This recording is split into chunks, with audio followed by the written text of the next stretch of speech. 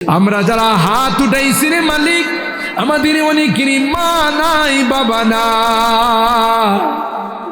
কতদিন হয়ে গেল আল্লাহ, মা বাবার বুকে মাটি চাপা দিয়ে চলে আসছি। কবরের পাশে গিয়ে মা মা মা বলে চিৎকার করি, আল্লাহ কোনো জবাব দে না। যে মা বাবার চেহারার দিকে তাকাইলে কবুল হজের সওয়াব ঘরে যা, ওই মায়াবী চেহারাগুলো আর দেখি। আল্লাহ, আমরা যারা এখানে হাত উঠেছি রে আল্লাহ, আমরা তাদের এতিম সন্তানেরা তোমার কাছে মাপ চাই। গুনার কারণে যদি তোমার জাহান্নামের আসামি হয়ে থাকে আল্লাহ, মেহেরবানি করে তাদেরকে তুমি মাফ করে দিও আল্লাহ। তাদের কবরগুলো জান্নাতের বাগান বানাই দিও। যাদের মা বাবা বেঁচে আছেন আল্লাহ, তাদের হায়াতে বরকত দিও, খিদমত করে জান্নাত হাসিল করার তৌফিক নসিব করে দিও। ওয়ামতাজুল ইয়াউমা আইয়ুহাল মুজরিমুন, এ পাপিষ্ঠির দলেরা, আমার নেককার বান্দাদের থেকে আলাদা হয়ে যাও। মালিকে ওই দিন যদি আমাদেরকে গুনাহগার বলে ডাক দাও, কার কাছে যাব? কে গো আমাদেরকে মাফ করুন? তাই তুমি কুকের মতো, কাঙ্গালের মতো দুইখানা হাত বাড়াইলাম। একটি বছর আমাদের কাছ থেকে বিদায় নিয়ে চলে গেল। 2024 সন আর কোনোদিন পাবো না।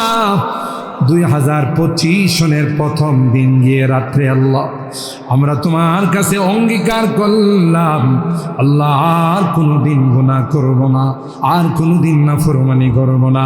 আল্লাহ বিগত দিনের গুনাহ থেকে মাপ চাই, ক্ষমা চাই আল্লাহ। ভবিষ্যতের জন্য ওয়াদা করলাম আল্লাহ, মেহেরবানি করে আমাদের ওয়াদাগুলোকে কবুল করে নাও ইয়া রাব্বাল আলামিন। আল্লাহ, আমাদের রোগীদেরকে পরিপূর্ণ শিফা নসিব করে দাও, শিফায়ে কামেলা আজলা দায়মা মুস্তামিররা নসিব করে দাও।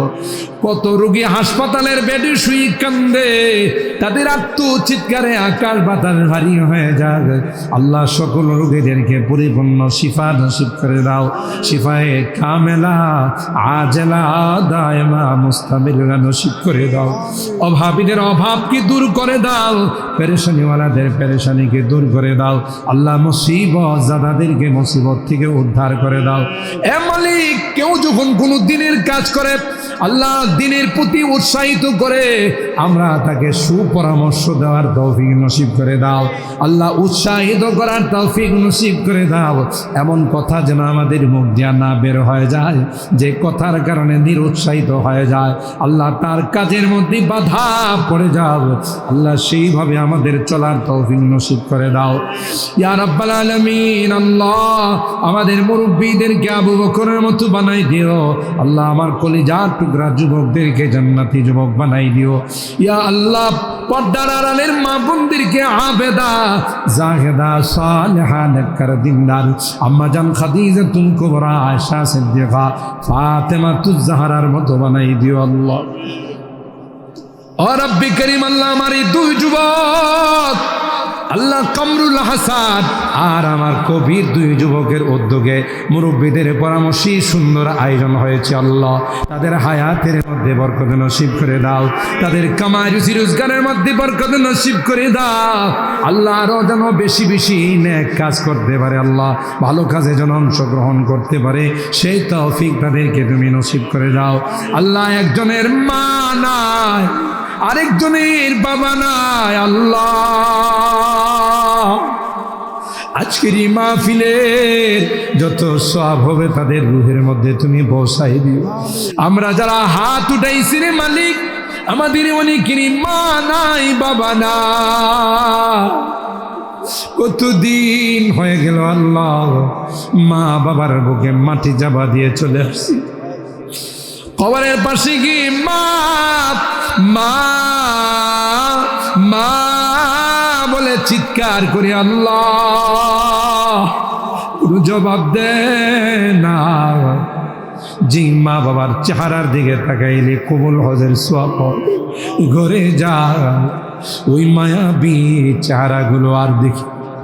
আল্লাহ, আমরা যারা এখানে হাত উঠেছি রে আল্লাহ, আমরা তাদের এতিম সন্তানেরা তোমার কাছে মাপ চাই। গুনার কারণে যদি তোমার জাহান্নামের আসামি হয়ে থাকে আল্লাহ, মেহেরবানি করে তাদেরকে তুমি মাফ করে দিও আল্লাহ। তাদের কবরগুলো জান্নাতের বাগান বানাই দিও। যাদের মা বাবা বেঁচে আছেন আল্লাহ, তাদের হায়াতে বরকত দিও, খিদমত করে জান্নাত হাসিল করার তৌফিক নসিব করে দিও। অত্র এলাকার যত মুরব্বীরা কবরে শুয়ে আছেন আল্লাহ, মেহেরবানি করে সকলকে তুমি মাফ করে দাও আল্লাহ। তাদের কবরগুলো জান্নাতের বাগান বানাই দাও। ও রব্বি করিম আল্লাহ, যেই বাচ্চাগুলো যেই যুবকগুলো নামাজ শুরু করেছে আল্লাহ, তাদেরকে আজীবন জামাতের সঙ্গে নামাজ পড়ার তৌফিক দিও আল্লাহ। এই জাতীয় ভালো কাজে সবাই যেন অংশগ্রহণ করতে পারে সেই তৌফিক আমাদেরকে নসিব করে দিও আল্লাহ। জানি না কার জীবনের শেষ মোনাজাতে হাত হতে পারে আমার জীবনের আখিরি মোনাজাতে হাত উঠেছি আল্লাহ। কোন দিন মসজিদের মাইকে আমার নামটা ঘোষণা হয়, মসজিদের পালকিটা আমার ঘরের সামনে দাঁড়িয়ে যাবে, দুনিয়ার মানুষ নিষ্ঠুরের মতো আমাকে গরম পানি দিয়া গোসল করাবে আল্লাহ, আতর গোলাপ দিয়ে আমাকে সাজাবে আল্লাহ, নতুন কাপড় পরাইয়া আমাকে নিয়েও জানাও চেনা দেশের দিকে রওনা। আমি চলে যাব, আর কোনো দিন আসবো না। ওই মুহূর্তটা আসার পর আমাদেরকে নেককার বানাই দিও, দিনদার বানাই দিও, কলমাওয়ালা বানাই দিও আল্লাহ। আমাদের এই প্রিয় মাতৃভূমি বাংলাদেশ আল্লাহ, এই দেশকে তুমি হেফাজত করো আল্লাহ।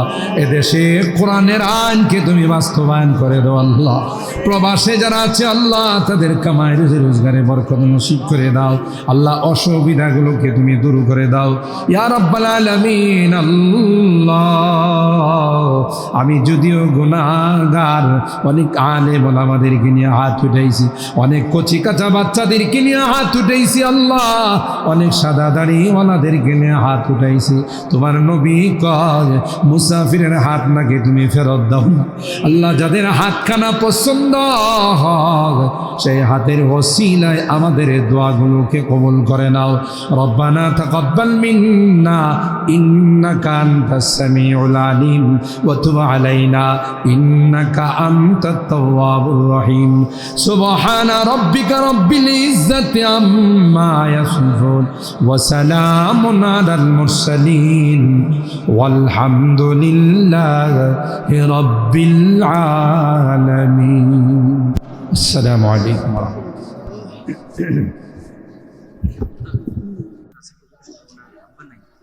ওনার আরেকজন সহযোগী আছে কবির, না আরেক নানা ভাই কবির, তার আব্বা নাই, তার রুহের মাগফিরাতের জন্য আমরা দোয়া করবো। কি বলেন ঠিক কিনা? যারা আছেন জীবিত তাদের নেক হায়াতের জন্য, এলাকাবাসীর জন্য, দেশ এবং জাতির জন্য। এই প্রিয় মাতৃভূমি আমাদের, যারা মাতৃভূমিকে নিয়ে চক্রান্ত করে, ষড়যন্ত্র করে, আমরা আল্লাহর কাছে দোয়া করব হেদায়েত থাকলে কপালে হেদায়েত জন্য দিয়ে দেয়, হেদায়েত না থাকলে তাদের এই ষড়যন্ত্রগুলো যেন আল্লাহ বানচাল করে দেয়। কথা বলেন ঠিক কিনা? আমরা মহান রব্বের দরবারে দোয়া করি। দোয়ার পরে কেউ যাবেন না। কারি ওবায়দুল্লাহ খান অনেক সুন্দর চমৎকার তিলাওয়াত শুনলে আপনারা সারাক্ষণ বসে থাকবেন। বয়ান করে তিলাওয়াত করলে আমাদের হয়তো মিজানুর রহমান আজহারি সাহেবকে আমরা পাবো না, উনি অনেক উঁচু মাপের চলে গেছে।